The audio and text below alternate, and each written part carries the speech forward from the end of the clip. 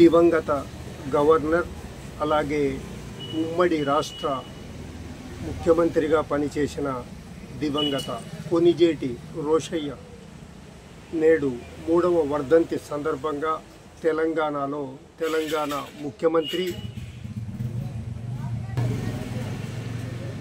రేవంత్ రెడ్డి గారు రాజకీయాల్లో కొణిజేటి రోషయ్య యొక్క శైలి అలాగే ఆయన ఆయా పదవుల్లో ప్రజలకు అందించిన సేవలను గుర్తుకు చేసుకుంటూ నివాళి అర్పించారు. అలాగే ఆంధ్రప్రదేశ్ ముఖ్యమంత్రి నారా చంద్రబాబు నాయుడు కూడా ఉమ్మడి రాష్ట్ర ముఖ్యమంత్రిగా కొణిజేటి రోషయ్య సేవలను గుర్తు చేసుకున్నారు. రాజకీయాల్లో నాటి తరం ముఖ్యంగా రాజకీయాల్లో రోషయ్యది ఒక ప్రత్యేకమైన శైలి. అజాత శత్రువుగా పేరొందిన రోషయ్య రాజకీయంగా తన శత్రువులను సైతం అభిమానించి ప్రేమించే మనస్తత్వం కలిగిన వ్యక్తి.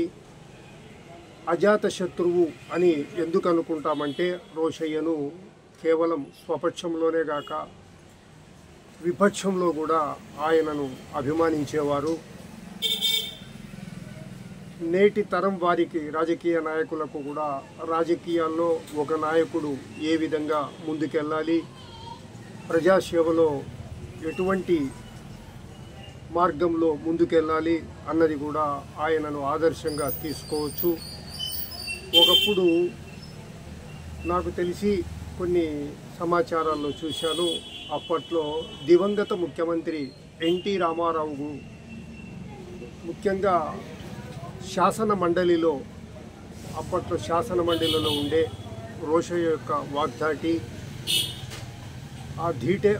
ఆయన వాగ్దాటికి ధీటైన సమాధానాలు ఇవ్వలేని పరిస్థితుల్లో పరోక్షంగా ఆయన మీద కోపంతోనే ఆయన ధాటికి ఎదుర్కోలేక శాసన మండలినే రద్దు చేయాలన్నట్టుగా కూడా ముందుకెళ్ళారు అని ఎక్కడో చదవటం జరిగింది. దీన్ని బట్టి రాజకీయ అంశాలపై అవి వర్తమానమైన భవిష్యత్తుకు సంబంధించి అయినా ప్రజల యొక్క ప్రజా ప్రయోజన కార్యక్రమాలకు సంబంధించి అయినా ఆయనకు ఎంతటి పట్టు ఉంది అనేది ఈ సందర్భంగా చెప్పుకోవచ్చు. ఏదేమైనా ఆర్యవైశ్యుడైన కొణిజేటి రోషయ్య, ఎందుకంటే రాజకీయాల్లో ఆర్యవైశ్యులు ఆ స్థాయిలో మనకు ముందుకెళ్ళడం అనేది చాలా తక్కువ సంఖ్యలో కనిపిస్తుంది. అలాంటి వ్యక్తి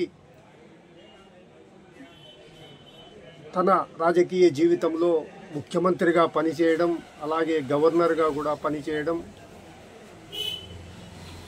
ఒక విషయం కూడా ఇక్కడ చెప్పుకోవాలి, కాంగ్రెస్ ప్రభుత్వం అధికారంలోకి వచ్చినప్పుడు రాష్ట్రంలో ముఖ్యమంత్రి ఎవరైనా కూడా ఆర్థిక మంత్రిగా రోషయ్యకు ప్రాధాన్యతనిచ్చేవారంటే ఆయన యొక్క ప్రతిభ ఎలాంటిదో మనం ఈ సందర్భంగా గుర్తు చేసుకోవచ్చు. సో అజాత శత్రువు, రాజకీయంగా ఎదుటి వ్యక్తి రాజకీయంగా విభేదించాల్సిన వ్యక్తి అయినా కూడా అతనిపై కూడా అభిమానాన్ని చూపించే కొణిజేటి రోషయ్యకు 3వ వర్ధంతి సందర్భంగా మదన్ న్యూస్ ఛానల్ నివాళి అర్పిస్తోంది.